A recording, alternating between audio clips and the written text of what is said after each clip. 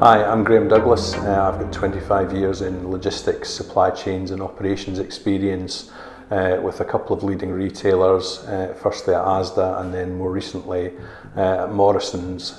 where I ended up as Group Supply Chain Director until the summer of 2020. So I'm working for myself now as Logistics Consulting Limited, just working as a supply chain and operations consultant for a number of food businesses across the UK, and really enjoying the variety of working for different businesses. Retailers' approach to waste has obviously got much more targeted and focused in recent years. I think there's a greater concern about the environmental impacts of waste, and more realisation of food poverty in the UK in this day and age. So I'm also a trustee of the Bread and Butter Thing, a Manchester-based food redistribution charity, and that really brings to light the food poverty that's out there. Back to the retailer's approach to waste, I think forecasting has got more targeted and more sophisticated. Weather forecasting has got much more sophisticated, and I think retailers now are more conscious of their promotional activity driving waste, and driving waste in the home with excessive purchasing and almost excessive consumption. So, you know, the old buy one get one free or two for deals on pack sizes that the customer was unlikely to get through in the life of the product. There's clearly been improvements in things like refrigeration and cold chains over the last 20 years that have improved the life of food. But then there are pressures going the other way with removal of packaging, for instance,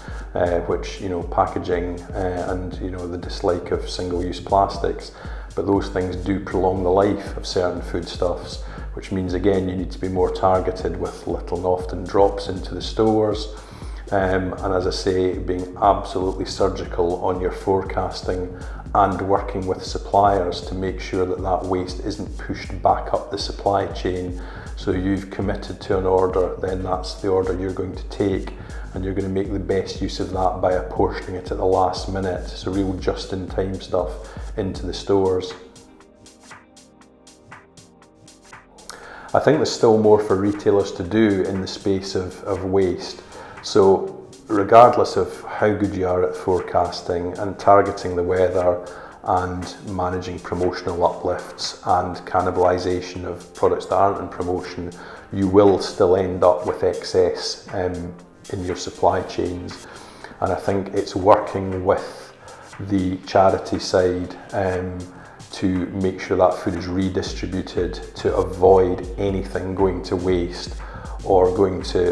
anaerobic digestion or anything else,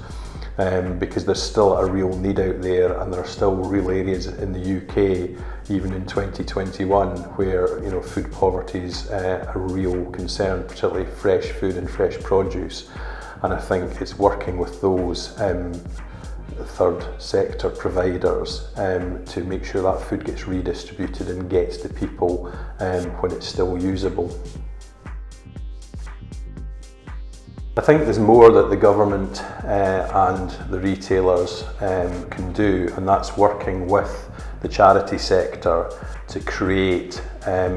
probably a more planful food redistribution network. So that space is dominated by fair share in the UK, but there are opportunities for other smaller local organisations, and it's all about speed of response, because it's your ability, and we've done this quite successfully with the Bread and Butter thing,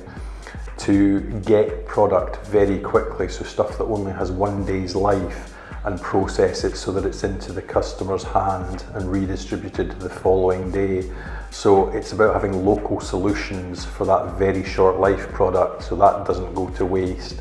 and gets into the hands of people who need it.